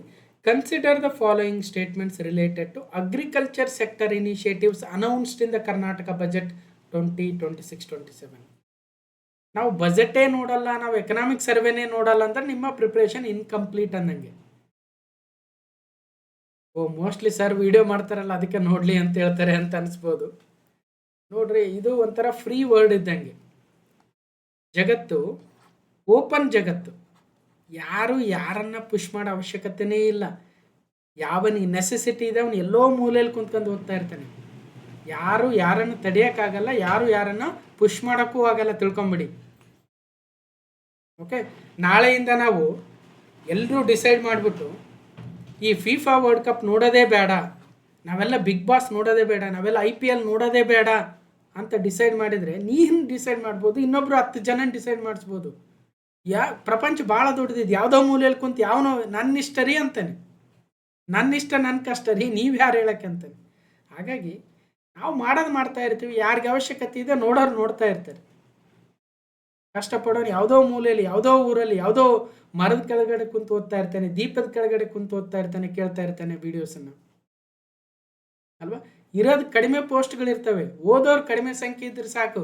ಇವತ್ತು ಹೂ ಅಂತ ಫುಲ್ ಜನ ಓದ್ತಾ ಇದ್ದೀವಿ, ಬೇಕಾಗಿಲ್ಲ ಅಷ್ಟು ಜನ ಓದೋರು. ಹಾಗಾಗಿ ಇಲ್ಲಿ ಯಾರು ಯಾರನ್ನು ಪುಷ್ ಮಾಡೋ ಅವಶ್ಯಕತೆ ಇಲ್ಲ, ಯಾರು ಯಾರನ್ನು ತಡೆಯೋದಕ್ಕೂ ಸಾಧ್ಯ ಇಲ್ಲ. ಯಾರಿಗೆ ಅವಶ್ಯಕತೆ ಇದೆ ಅವನು ಬಜೆಟ್ ನೋಡ್ತಾನೆ, ಎಕನಾಮಿಕ್ ಸರ್ವೆನೂ ಓದ್ತಾನೆ, ಇನ್ನೊಂದು ಯಾವುದೋ ಓದ್ತಾನೆ. 6 ತಿಂಗಳ ಕರೆಂಟ್ ಅಫೇರ್ಸ್ ಓದ್ಬೇಕಾ? 2.5 ವರ್ಷದ್ದು ಓದಿ, ಯಾರು ಬೇಡ ಅಂತಾರೆ? ನಿನ್ನ ಕಷ್ಟ, ನಿನ್ನಿಷ್ಟ, ನಿನ್ನ ಜೀವನ ಅದು ಅಲ್ವಾ? ಹಾಗಾಗಿ ಸರಿ, 62ನೇ ಪ್ರಶ್ನೆಯಲ್ಲಿ ಏನಿದೆ ಮತ್ತು D1 ಸೀರೀಸಲ್ಲಿ 12ನೇ ಪ್ರಶ್ನೆ ಆಗುತ್ತೆ. 2026-27ನೇ ಸಾಲಿನ ಕರ್ನಾಟಕ ಬಜೆಟ್ನಲ್ಲಿ ಘೋಷಿಸಿರುವ ಕೃಷಿ ವಲಯದ ಉಪಕ್ರಮಗಳಿಗೆ ಸಂಬಂಧಿಸಿದಂತೆ ಈ ಕೆಳಗಿನ ಹೇಳಿಕೆಗಳನ್ನು ಪರಿಗಣಿಸಿ. ಈ ಹೆಸರುಗಳನ್ನೇ ಕೇಳಿರಲ್ಲ ಎಷ್ಟೋ ಜನ. 90% ಈ ಕಾಂಪಿಟೇಟಿವ್ ಎಕ್ಸಾಮಲ್ಲಿ ಓದ್ತಾ ಇರ್ತಕ್ಕಂಥವ್ರು ಬಜೆಟ್ ನೋಡಿಲ್ಲ ಅಂದರೆ ಅವ್ರಿಗೆ ಹೆಸರೇ ಗೊತ್ತಿರಲ್ಲ.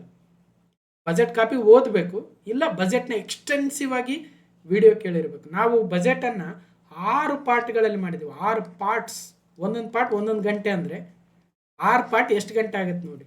ಸಿದ್ದರಾಮಯ್ಯನವರೇ ಕಷ್ಟಪಟ್ಟು 1.5 ಗಂಟೆ ವಿಡಿಯೋ ಓದಿರಲ್ಲ, ನಾವು 6 ಗಂಟೆ ಪಾಠ ಮಾಡ್ತೀವಿ ಅಂದರೆ ಬಜೆಟನ್ನು ಸುಮ್ಮನೆ ಮಾಡಲ್ಲ. ವಸುಧಾಮೃತ ಕಾರ್ಯಕ್ರಮವು ಮಣ್ಣಿನ ಸಾವಯವ ಇಂಗಾಲದ ಅಂಶವನ್ನು ಹೆಚ್ಚಿಸುವ ಗುರಿಯನ್ನು ಹೊಂದಿದೆ. ವಸುಧಾಮೃತ ಹೆಸರು ಕೇಳಿದ್ದೀರಾ ನೋಡಿ.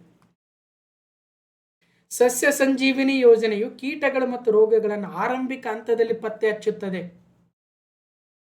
ರೈತ ಮಾಲುಗಳನ್ನು ಪೈಲಟ್ ಆಧಾರದ ಮೇಲೆ ಮಂಡ್ಯ ಜಿಲ್ಲೆ ಎಲ್ಲ ತಾಲೂಕುಗಳಲ್ಲಿ ಸ್ಥಾಪಿಸಲಾಗುವುದು. ಮೇಲಿನ ಯಾವ ಹೇಳಿಕೆಗಳು ಸರಿಯಾಗಿದ್ದಾವೆ? ABC-ಯಲ್ಲಿ A ಮತ್ತು C-ನ, B ಮತ್ತು C-ನ, A ಮತ್ತು B-ನ, ABC-ನ ಅಂದರೆ ಈ ವಸುಧಾಮೃತ ಸಸ್ಯ ಸಂಜೀವಿನಿ ರೈತ ಮಾಲ್ ಅಂತ ಬಂದ್ಗಳೇ ಮುಗಿದೋಯ್ತಿದ್ದು, ನಮ್ಮ ಕ್ವಶನ್ ಅಲ್ಲ ಅನ್ನೋದು ಬಿಟ್ಕೊಂತ ಹೋಗೋದು. ಈ HDIಯಲ್ಲಿ 0ದಿಂದ 1, 0ದಿಂದ 100, 4 ವರ್ಗೀಕರಣ ಇದು ನಮ್ಗೆ ಗೊತ್ತಿಲ್ಲ ಅಂದ್ಗಳೇ ಬಿಟ್ಕೊಂಡು ಹೋಗೋದು. ICDS ಬಗ್ಗೆ ಇನ್ನೊಂದು, ಅಥವಾ ನಂಜುಂಡಪ್ಪ ವರದಿ ಬಗ್ಗೆ ಏನಪ್ಪ ಹಿಂಗೆಲ್ಲ ಕೇಳಿದಾರೆ ಅಂದರೆ ಇದ್ರಂಗೆ ಬಿಟ್ಕಂತ ಹೋದ್ರಿ ಎಷ್ಟು ಕ್ವಶನ್ ಅಂತ ಬಿಡೋದು. ನಮಗೆ ಗೊತ್ತಿರೋವೆಷ್ಟು, ನಮಗೆ ಬರೋ ಮಾರ್ಕ್ಸ್ ಎಷ್ಟು ರೀ ಅಲ್ವಾ? A and B ಸರಿ ಇದೆ. ವಸುಧಾಮೃತ ಸಸ್ಯ ಸಂಜೀವಿನಿ ಸರಿ ಇದೆ.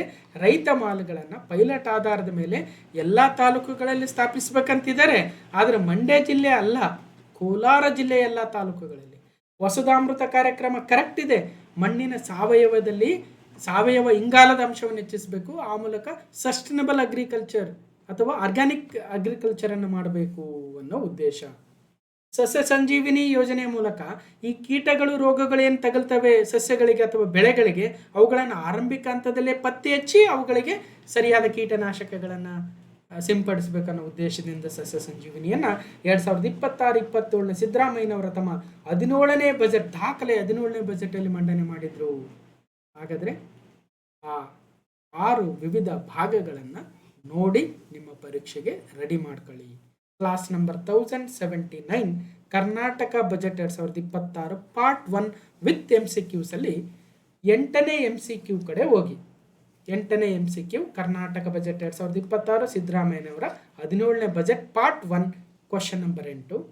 2026-27ರ ಕರ್ನಾಟಕ ಬಜೆಟನ್ನು ಉಲ್ಲೇಖಿಸಿ ಪಟ್ಟಿ 1 ಯೋಜನೆ ಅಥವಾ ಉಪಕ್ರಮ, ಪಟ್ಟಿ 2 ಉದ್ದೇಶ, ಕೆಳಗಿನ ಕೋಡ್ ಬಳಸಿ ಸರಿಯಾದ ಉತ್ತರವನ್ನು ಆಯ್ಕೆ ಮಾಡಿ ಅಂತ ಈ ಪ್ರಶ್ನೆಯನ್ನು ನಾವು ಕ್ರಿಯೇಟ್ ಮಾಡಿಕೊಟ್ಟಿದ್ವಿ. ಏನಿತ್ತು ಇದರಲ್ಲಿ? ಮುಖ್ಯಮಂತ್ರಿ ಕೃಷಿ ವಿಸ್ತಾರ ಯೋಜನೆ ಉತ್ಪಾದನೋತ್ತರ ಕೃಷಿ ಚಟುವಟಿಕೆಗಳ ಬಲವರ್ಧನೆಗೋಸ್ಕರ.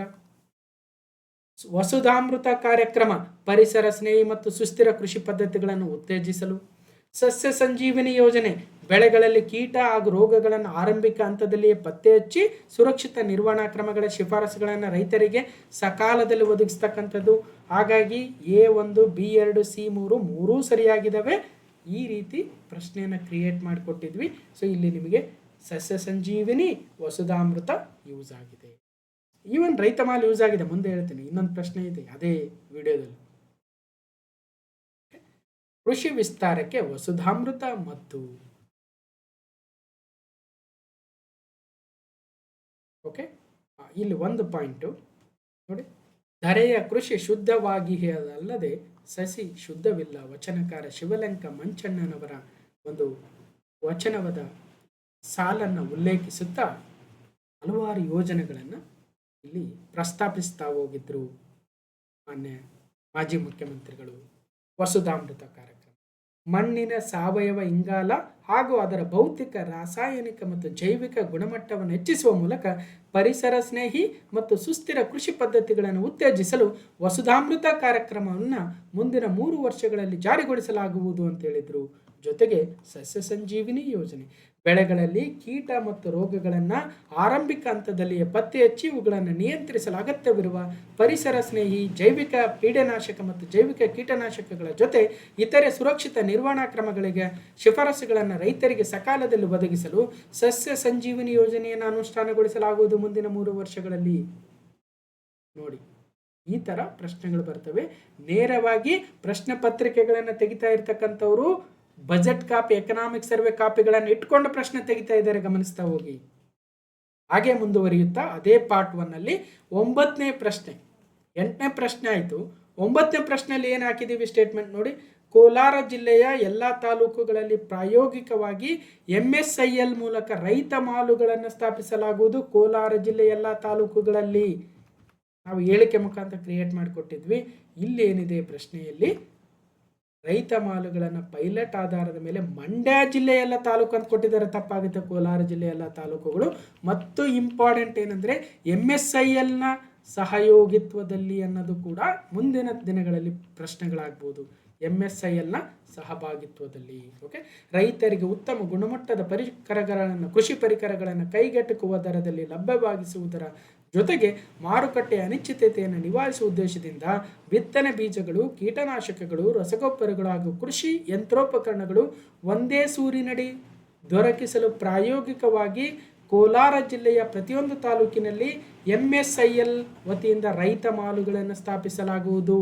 ರೈತ ಮಾಲುಗಳು ಅಂದರೆ ರೈತರ ವಸ್ತುಗಳನ್ನು ಮಾರಾಟ ಮಾಡೋದೇನೋ ಅಂತ ಅನ್ಕೋಬೋದು, ಆದರೆ ತಪ್ಪಾಗುತ್ತೆ. ರೈತರಿಗೆ ಬೇಕಾಗಿರ್ತಕ್ಕಂಥ ಎಲ್ಲ ಕೃಷಿ ಪರಿಕರಗಳು ಎಲ್ಲಿರ್ತವೆ ಅನ್ನೋದಿಲ್ಲಿ ಗಮನಿಸಬೇಕು. ಬಿತ್ತನೆ ಬೀಜಗಳು, ಕೀಟನಾಶಕಗಳು, ರಸಗೊಬ್ಬರಗಳು, ಕೃಷಿ ಪರಿಕರಗಳು, ಯಂತ್ರೋಪಕರಣಗಳು ಕೂಡ ಸಿಗ್ತವೆ. ರೈತ ಮಾಲುಗಳು ಎಲ್ಲಿ? ಕೋಲಾರ ಜಿಲ್ಲೆಯ ಎಲ್ಲ ತಾಲೂಕುಗಳಲ್ಲಿ ಪ್ರಾಯೋಗಿಕವಾಗಿ ಪೈಲಟ್ ಮಾದರಿಯಲ್ಲಿ. Okay, fine. ಮುಂದಿನ ಪ್ರಶ್ನೆಗೆ ಹೋಗೋಣ. Question number 63. Consider the following statements regarding the ಪ್ರಾರಂಭ 2026. ಪ್ರಾರಂಭ 2026ರ ಅಭಿಯಾನಕ್ಕೆ ಸಂಬಂಧಿಸಿದಂತೆ ಈ ಹೇಳಿಕೆಗಳನ್ನು ಪರಿಗಣಿಸಿ. ಫಸ್ಟ್ ಒನ್, ಸರಕು ಮತ್ತು ಸೇವಾ ಕಾಯ್ದೆ 2025ರ ಅನುಷ್ಠಾನವನ್ನು ಸುಲಭಗೊಳಿಸಲು ಇದನ್ನು ಪ್ರಾರಂಭಿಸಲಾಯಿತು. ಸರಿನಾ ತಪ್ಪ? ಫಸ್ಟ್ ಆಫ್ ಆಲ್ ಪ್ರಾರಂಭ ಕೇಳಿದೀವ ನಾವು ಅನ್ನೋದು ಮ್ಯಾಟ್ರ್ ಆಗುತ್ತೆ. ಇದು ಕರ್ ಸಾಥಿ ಎಂಬ AI ಚಾಟ್ ಬಾಟ್ ಅನ್ನು ಬಂದಿದೆ. ಅಂದರೆ A ಮಾತ್ರ ಸರಿ, B ಮಾತ್ರ ಸರಿ, A ಮತ್ತು B ಎರಡೂ ಸರಿಯಾಗಿದ್ದಾವೆ, A ಮತ್ತು B ಎರಡೂ ಅಲ್ಲ ಅಂದರೆ B ಮಾತ್ರ ಸರಿಯಾಗಿದೆ. ಹೌದು, ಕರ್ ಸಾಥಿ ಎನ್ನುವ AI ಚಾಟ್ ಬಾಟ್ ಅನ್ನು ಹೊಂದಿದೆ ಪ್ರಾರಂಭ 2026 ಅಭಿಯಾನ. ಆದರೆ ಇದರ ಮೊದಲ ಹೇಳಿಕೆ ಏನಿದೆ ತಪ್ಪಿದೆ. ಸರಕು ಮತ್ತು ಸೇವಾ ಕಾಯ್ದೆ 2025 ಅಲ್ಲ, ನ್ಯೂ ಇನ್ಕಮ್ ಟ್ಯಾಕ್ಸ್ ಕಾಯ್ದೆ 2025 ಅನುಷ್ಠಾನಗೊಳಿಸಲು ಸುಲಭಗೊಳಿಸಲು ಇದನ್ನು ಪ್ರಾರಂಭಿಸಲಾಯಿತು. ನೋಡಿ, GST ಅಂತ ಕೊಟ್ಟು ಕನ್ಫ್ಯೂಸ್ ಮಾಡಿಸಿದ್ದಾರೆ. GST ಸುಲಭಗೊಳಿಸಲು ಅಲ್ಲ, GSTಯನ್ನು ಜನಜನಿತಗೊಳಿಸಲು ಅಲ್ಲ, GSTಯನ್ನು ಜಾರಿಗೊಳಿಸಲು ಅಲ್ಲ. ಬದಲಾಗಿ ನ್ಯೂ ಇನ್ಕಮ್ ಟ್ಯಾಕ್ಸ್ ರೂಲ್ಸ್ 2025 ಅನುಷ್ಠಾನಗೊಳಿಸಲು, ಅದನ್ನು ಸುಲಭಗೊಳಿಸಲು ಪ್ರಾರಂಭ 2026 ತರಲಾಯಿತು. ಜೊತೆಗೆ ಕರ್ ಸಾಥಿ ಎಂಬ AI ಚಾಟ್ ಬಾಟ್ ಅನ್ನು ತರಲಾಯಿತು. ಗಮನಿಸ್ತಾ ಹೋಗಿ, ಈ ಥರ ಪ್ರಶ್ನೆಗಳು ಬರ್ತವೆ.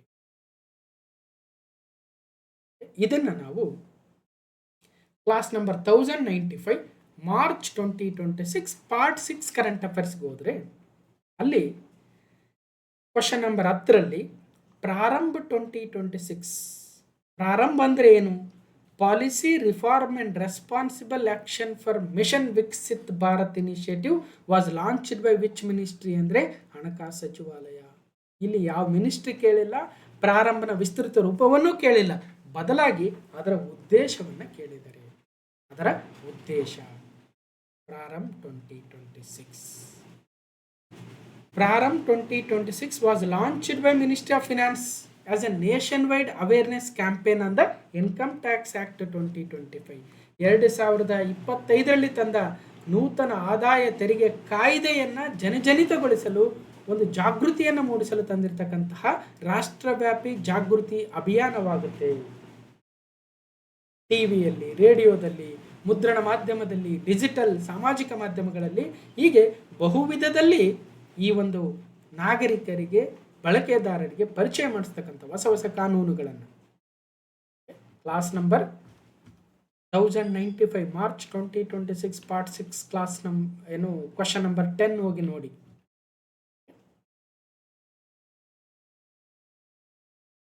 ನ್ಯೂ ಇನ್ಕಮ್ ಟ್ಯಾಕ್ಸ್ ಆಕ್ಟ್ 2025 ಇತ್ತಲ್ಲ, ಅದನ್ನ ಅವೇರ್ನೆಸ್ ಕ್ಯಾಂಪೇನೇ ಪ್ರಾರಂಭ 2026 ಆಗಿದೆ.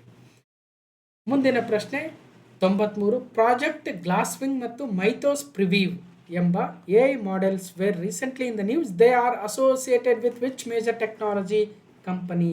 Google, Microsoft, Open AI, Anthropic. ಇತ್ತೀಚೆಗೆ ಸುದ್ದಿಯಲ್ಲಿ ಕಂಡುಬಂದ ಪ್ರಾಜೆಕ್ಟ್ ಗ್ಲಾಸ್ವಿಂಗ್ ಮತ್ತು ಮೈಥೋಸ್ ಪ್ರಿವ್ಯೂ ಎಂಬ AI ಮಾದರಿಗಳು ಯಾವ ಪ್ರಮುಖ ತಂತ್ರಜ್ಞಾನಕ್ಕೆ ಕಂಪನಿಗೆ ಸಂಬಂಧಿಸಿದವೆ?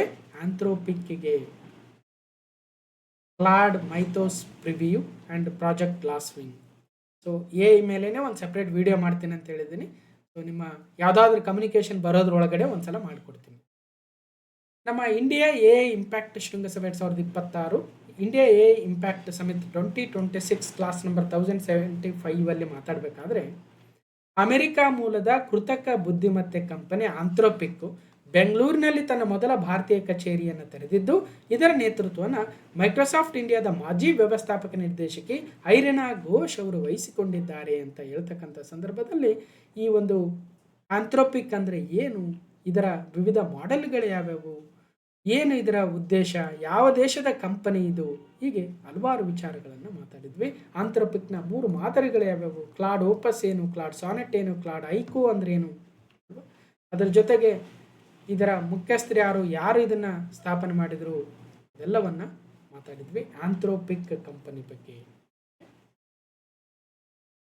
94. Consider the following statements about Devanuru Mahadeva. Devanuru ಮಹಾದೇವರವರಿಗೆ ಸಂಬಂಧಿಸಿದಂತೆ ಕೆಳಗಿನ ಹೇಳಿಕೆಗಳನ್ನು ಪರಿಗಣಿಸಿ. ದೇವನೂರು ಮಹಾದೇವರ ಬಗ್ಗೆ ಎಲ್ರಿಗೂ ಗೊತ್ತಿರುತ್ತೆ, ಬಟ್ ಈ ಕೊಟ್ಟಿರ್ತಕ್ಕಂಥ ಹೇಳಿಕೆಗಳಲ್ಲಿ ಸರಿಯಾದ ಉತ್ತರ ಫೈಂಡ್ ಮಾಡೋಕ್ಕಾಗುತ್ತಾ ಇಲ್ವಾ ಅನ್ನೋದು ಮ್ಯಾಟ್ರ್ ಇಲ್ಲಿ.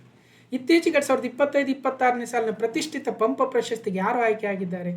ಸೊ ದೇವನೂರು ಮಹಾದೇವರು.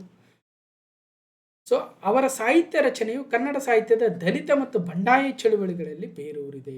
ಅವರು ತಮ್ಮ ಕಾದಂಬರಿ ಕುಸುಮ ಬಾಲೆಗಾಗಿ ಕೇಂದ್ರ ಸಾಹಿತ್ಯ ಅಕಾಡೆಮಿ ಪ್ರಶಸ್ತಿಯಿಂದ ಗೌರವಿಸಲ್ಪಟ್ಟಿದ್ದಾರೆ. ಮತ್ತು ಡಿ ಹೇಳಿಕೆ 2024ರಲ್ಲಿ ಕೇರಳ ಸರ್ಕಾರವು ಸಾಮಾಜಿಕ ನ್ಯಾಯಕ್ಕಾಗಿ ಅವರಿಗೆ ವೈಕೋಮ್ ಪ್ರಶಸ್ತಿಯನ್ನು ನೀಡಿ ಗೌರವಿಸಲಾಯಿತು. ಅಂದರೆ ಸೊ ಡಿ ತಪ್ಪು, ABC ಸರಿ ಇದೆ. ಹೌದು, ಅವರಿಗೆ ಇತ್ತೀಚೆಗೆ 2025-26ರಲ್ಲಿ ಪ್ರತಿಷ್ಠಿತ ಪಂಪ ಪ್ರಶಸ್ತಿಯನ್ನು ದೇವನೂರು ಮಹಾದೇವರಿಗೆ ನೀಡಲಾಗಿ ಅಥವಾ ಗೌರವಿಸಲಾಗಿತ್ತು. ಹೌದು, ಅವರೊಬ್ಬ ದಲಿತ ಬಂಡಾಯ ಚಳುವಳಿಗಳ ಕವಿಯಾಗ್ತಾರೆ, ಕಾದಂಬರಿಕಾರ ಆಗ್ತಾರೆ, ಸಾಹಿತಿ ಆಗ್ತಾರೆ. ಅವರು ತಮ್ಮ ಕಾದಂಬರಿ ಕುಸುಮ ಬಾಲೆಗೆ ಕೇಂದ್ರ ಸಾಹಿತ್ಯ ಅಕಾಡೆಮಿ ಪ್ರಶಸ್ತಿ ಗೌರವಿಸಿದ್ದಾರೆ.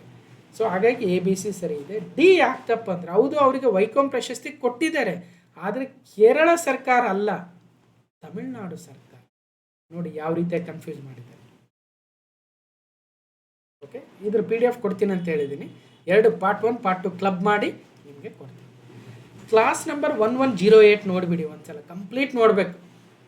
ಒನ್ ಟೈಮ್, ಅದು ಒನ್ ಟೈಮ್ ಎಫರ್ಟ್. ಪಂಪ ಪ್ರಶಸ್ತಿ ಪುರಸ್ಕೃತ ಕನ್ನಡಿಗರು 1987ರಿಂದ 2026ವರೆಗೆ ಪಂಪ ಪ್ರಶಸ್ತಿ ಪುರಸ್ಕೃತ ಎಲ್ಲ 39 ಕನ್ನಡ ಸಾಹಿತಿಗಳ ಕಂಪ್ಲೀಟ್ ಮಾಹಿತಿ ಒಂದೇ ಕಡೆ ಕೊಟ್ಟಿದೆ.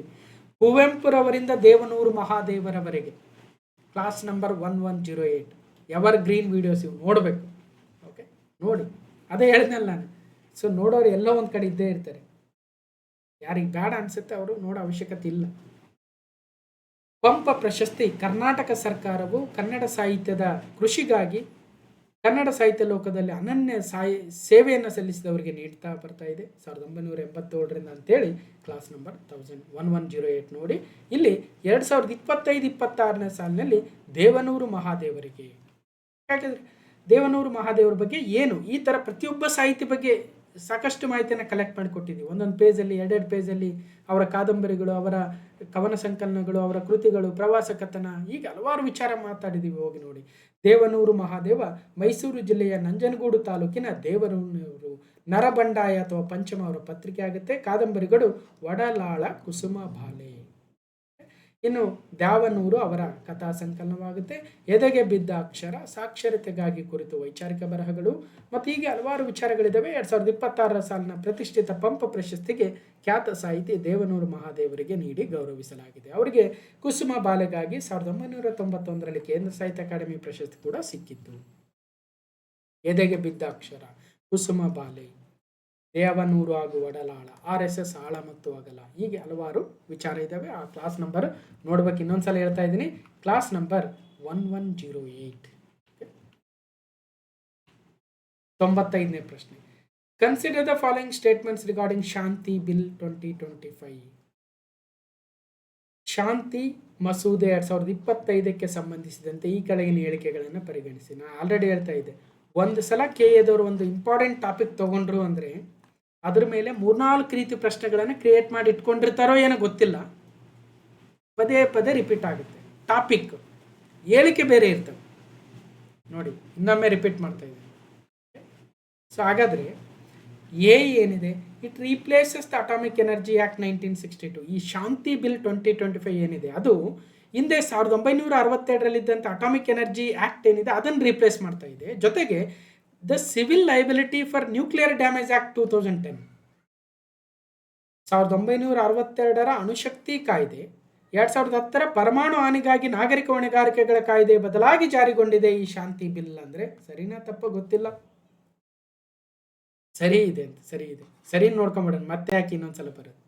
ಬಿ ತಪ್ಪಂತೆ, ಯಾಕಂದ್ರೆ ಇದು ಈ ಶಾಂತಿ ಬಿಲ್ ಏನು ಹೇಳ್ತಾ ಇದೆ, ಇದು ಸರ್ಕಾರದ ಏಕಸ್ವಾಮ್ಯವನ್ನು ಸಂಪೂರ್ಣವಾಗಿ ರದ್ದುಗೊಳಿಸಿ ಅಣುವಿದ್ಯುತ್ ಉತ್ಪಾದನೆಯಲ್ಲಿ ಖಾಸಗಿ ವಲಯದ ಒಳಗೊಳ್ಳುವಿಕೆಯನ್ನು ಸಂಯೋಜಿಸುತ್ತದೆ ಅಂದರೆ ತಪ್ಪಾಗುತ್ತೆ. ಬಿ ತಪ್ಪು. ಯಾಕೆ ತಪ್ಪು ಅಂದರೆ ಕಂಪ್ಲೀಟಾಗಿ ನ್ಯೂಕ್ಲಿಯರ್ ಪವರಲ್ಲಿ ಸರ್ಕಾರದ ಸಂಪೂರ್ಣ ಏಕಸ್ವಾಮ್ಯವನ್ನು ರದ್ದುಗೊಳಿಸ್ತಾ ಇಲ್ಲ, ಒಂದು ಲಿಮಿಟೆಡ್ ಕಂಟ್ರೋಲನ್ನು ಕೊಡ್ತಾ ಇದೆ.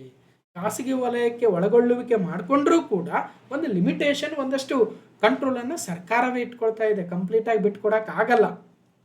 ಸಿ, ಇದು ಪರಮಾಣು ತಂತ್ರಜ್ಞಾನದಲ್ಲಿ ವಿದೇಶ ನೀರು ಹೂಡಿಕೆಯನ್ನು 49%ಗೆ ಸೀಮಿತಗೊಳಿಸ್ತಾ ಇದೆ. ಹೌದು, it limits FDI foreign direct investment in nuclear technology to maximum 49%. ಅಂದರೆ ಬೇರೆ ದೇಶದ ಯಾರಾದರೂ ಇನ್ವೆಸ್ಟರ್ಸ್ ಇದ್ದರೆ ಅವರು 49%ವರೆಗೂ ಬೇಕಾದರೂ ನಮ್ಮ ನ್ಯೂಕ್ಲಿಯರ್ ಟೆಕ್ನಾಲಜಿ ಕಂಪನಿಗಳಲ್ಲಿ ಇನ್ವೆಸ್ಟ್ ಮಾಡಬಹುದು. ಓಕೆ, ಹಾಗಾದರೆ ಶಾಂತಿ ಬಿಲ್ ಯಾಕೆ ಸುದ್ದಿಯಲ್ಲಿದೆ ಏನು? ಸೊ ಇದರ PDF ಕೊಟ್ಟಾಗ ನೋಡ್ಕೊಳ್ರಿ ಇನ್ನು ಸ್ವಲ್ಪ. ನಾವು ಕ್ಲಾಸ್ ನಂಬರ್ 1023-1024ರಲ್ಲಿ KA 708 ಹುದ್ದೆಗಳ ಗ್ರೂಪ್ C FDA ಪರೀಕ್ಷೆಯಲ್ಲಿ ಒಂದು ಪ್ರಶ್ನೆ ಇತ್ತು, ಇದೇ ಶಾಂತಿ ಮಸೂದೆ ನೋಡಿ. ಇದೇ KA ಮೊನ್ನೆ 2026 ಇದೇ ಜನವರಿಯಲ್ಲಿ ಗ್ರೂಪ್ C FDA ಎಕ್ಸಾಮ್ ನಡೆಸಿದಾಗ ಇದೇ ಶಾಂತಿ ಬಿಲ್ ಮೇಲೆ ಪ್ರಶ್ನೆ ಕೇಳಿದ್ರು. ಆದರೆ ಹೇಳಿಕೆ ಬೇರೆ ಇತ್ತು ಅಷ್ಟೇ. ಏನಿತ್ತು? ಶಾಂತಿ ಮಸೂದೆ 2025ಕ್ಕೆ ಸಂಬಂಧಿಸಿದಂತೆ it enables limited private participation in the nuclear sector under regulatory oversight.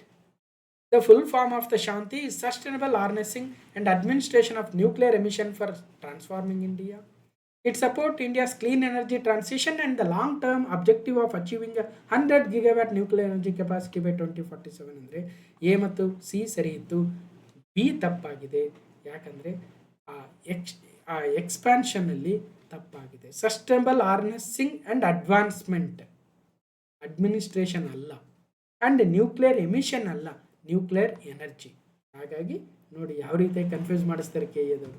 Class number 1023-1024 ನೋಡ್ತಾ ಇರೋ ಕ್ಲಾಸ್ ಮಾಡ್ದಂಗೆಲ್ಲ ನೋಡ್ತಾ ಹೋಗಿ, ಒಂದಷ್ಟು ನಾಲೆಜ್ ಬಂದೇ ಬರುತ್ತೆ, ನಿಮ್ಮ ಎಕ್ಸಾಮ್ಗೆ ಯೂಸ್ ಆಗೇ ಆಗುತ್ತೆ.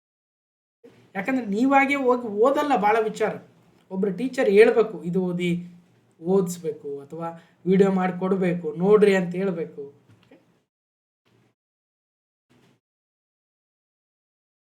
ಇನ್ನು 96ನೇ ಪ್ರಶ್ನೆ. India hosted first world yogasana championship in June 2026 at EKA Arena in Ahmedabad. Arrange the following 5 countries in descending order with respect to the medals tally of this championship.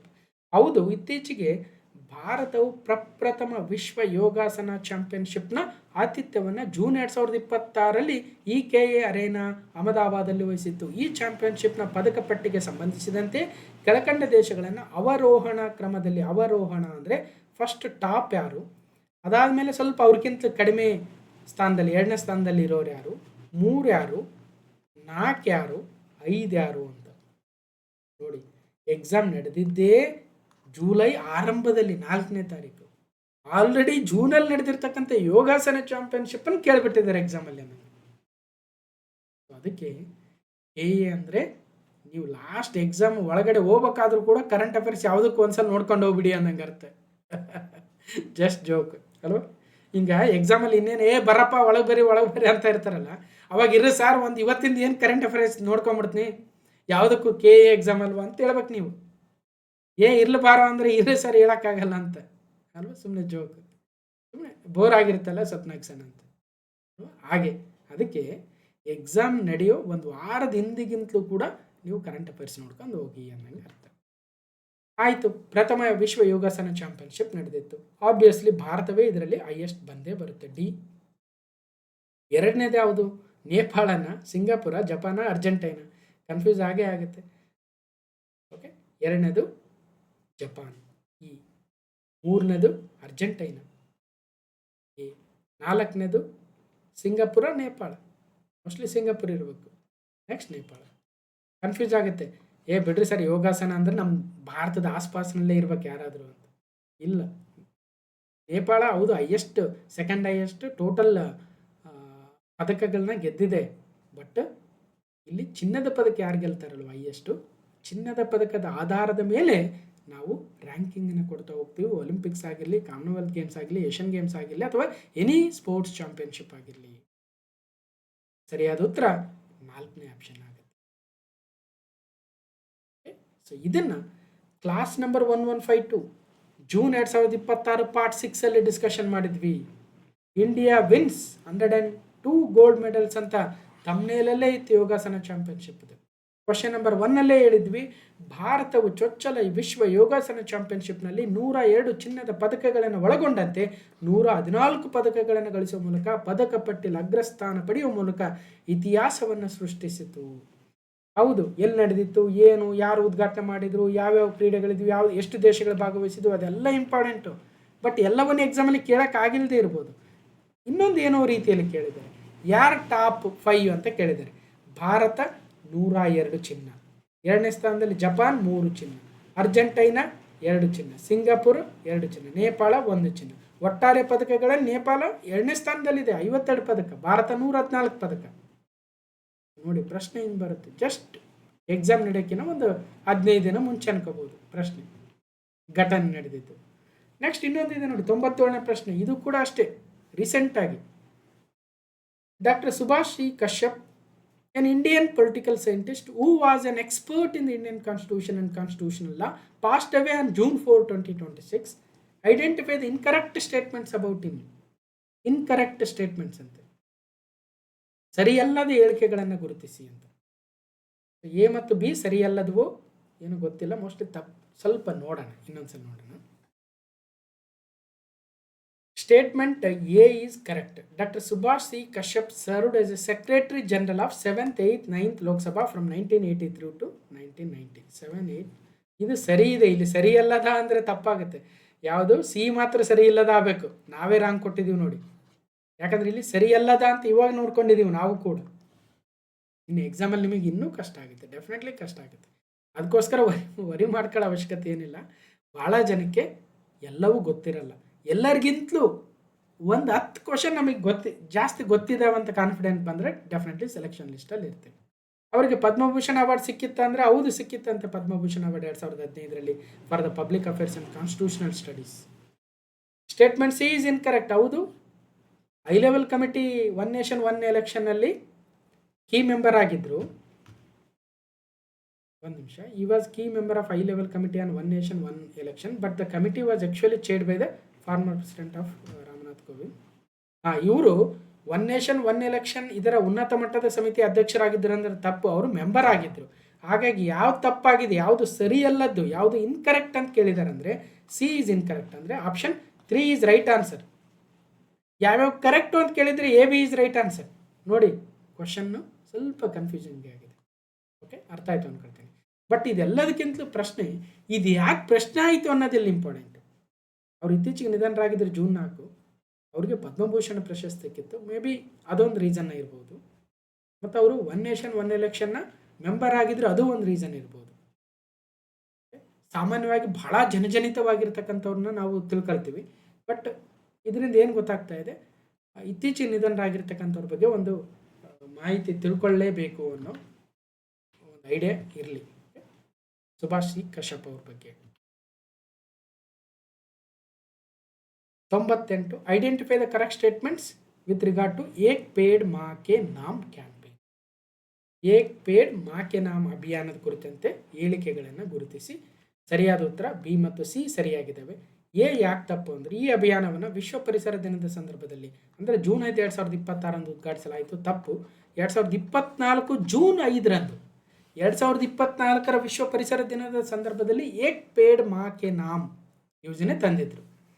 B ಯಾಕೆ ಸರಿ ಅಂದರೆ, ಪ್ರಧಾನಿ ನರೇಂದ್ರ ಮೋದಿ ಅವರು ನವದೆಹಲಿಯ ಬುದ್ಧ ಜಯಂತಿ ಪಾರ್ಕ್ನಲ್ಲಿ ಆಲದ ಸಸಿಯನ್ನು ನೆಡುವ ಮೂಲಕ ಈ ಅಭಿಯಾನವನ್ನು ಜೂನ್ 5, 2024 ಚಾಲನೆ ನೀಡಿದರೆ ಇದು ಸರಿ ಇದೆ. ಸಿ ಯಾಕೆ ಸರಿ ಅಂದರೆ, ಈ ಅಭಿಯಾನವು ದೇಶದ ಸುಸ್ಥಿರ ಅಭಿವೃದ್ಧಿಯೆಡೆಗಿನ ಅನ್ವೇಷಣೆಯೊಂದಿಗೆ ಸಂಯೋಜನೆ ಹೊಂದಿದೆ. ಇದು ಸರಿ ಇದೆ. ಫೈನ್.